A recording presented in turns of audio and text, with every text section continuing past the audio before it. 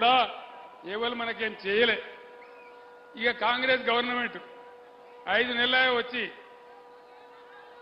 ఏం చెప్పింది అన్నాడు, మాకు ఓటేస్తే మొత్తం నిమిషాల మీద క్షణాల మీద చేస్తామని చెప్పింది. రైతు బంధు వచ్చిందా అందరికీ?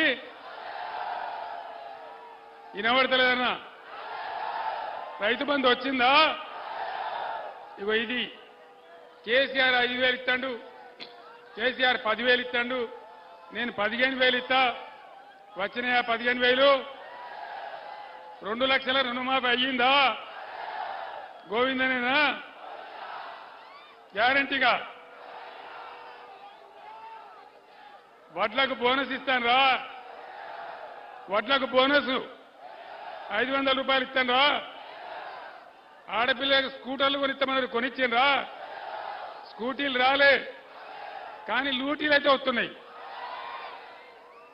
కళ్యాణ లక్ష్మి కేసీఆర్ బట్టి 1,00,000 రూపాయలు ఇస్తాడు, నేనైతే తులం బంగారం కల్పిస్తాడు.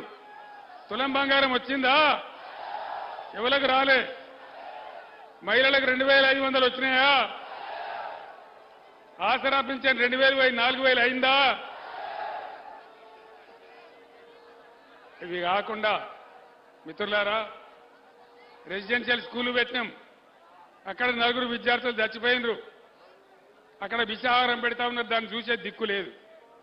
విద్యార్థులకు ఫీజు రియంబర్స్మెంట్ స్కీమ్ ఇస్తలేరు. 5 నెలల నుంచి రూపాయి లేదు. ఎట్లా నడవాలా?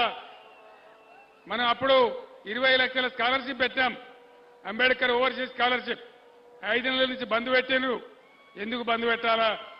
ఈ విధంగా ప్రతి విషయంలో మోసం, ప్రతి స్కీమ్లో దగా, అన్ని రకాలుగా మనం నాశనం చేస్తా ఉన్నారు. చేనేత కార్మికులు ఉన్నారు, వాళ్ళకు రూపాయి ఇస్తలేరు. థ్రిఫ్ట్ స్కీమ్ బంద్ చేసిండ్రు. 50% రంగులు, రసాయనాలు, నూలు బంద్ చేసిండ్రు.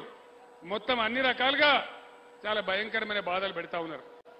నేను అనేది ఏంటంటే, నా ప్రాణం ఉన్నంత వరకు నా కళ్ళ ముందటనే తెలంగాణని ఇట్లా నాశనం చేస్తామంటే కేసీఆర్ యుద్ధం చేస్తాడు తప్ప నిద్ర ఓడు అని చెప్పి నేను మనవి చేస్తాం.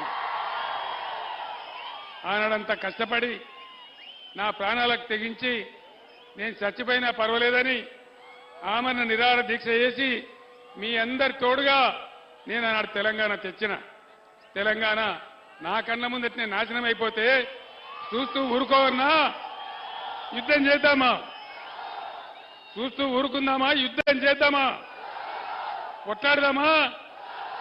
అందరు దయచేసి తయారుగా ఉండాలి. ఎటువంటి పోరాటానికైనా యుద్ధం చేద్దాం. तेलंगाना के हमारे मुसलमान बुजुर्गों को, भाइयों को और हमारे मुस्लिम बहनों को मैं सलाम करता हूं और आप तमाम लोगों से मैं अदबन गुजारिश करता हूं। आज कांग्रेस पार्टी इस पार्लियामेंट के इंतखाबात में तीसरे दर्जे पे है, तीसरे दर्जे पे 3rd प्लेस में है। महबूब नगर में भी बीजेपी का और बीआरएस का टक्कर है, टक्कर चल रहा है दोनों के बीच में, बीजेपी और बीआरएस। कहीं आप लोग गुमराह होके कांग्रेस को डालेंगे तो बराबर बीजेपी जीत जाएगा। क्या महबूब नगर में बीजेपी को जिताना है? रियासत तेलंगाना में आज तक हम सेक्युलर सरकार चलाया, आज तक हम सेक्युलर रहे और जान गया परवाह नहीं, हम सेक्युलर ही रहेंगे। माह रमजान बहुत बड़ा मुकद्दस महीना होता है, मुबारक महीना होता है। हर रमजान में मैंने हमारे गरीब मुसलमान भाई और बहनों के लिए तोहफा भेज रहा था। क्या इस बार रमजान में तोहफा मिला? क्यों नहीं मिला? क्या वजह?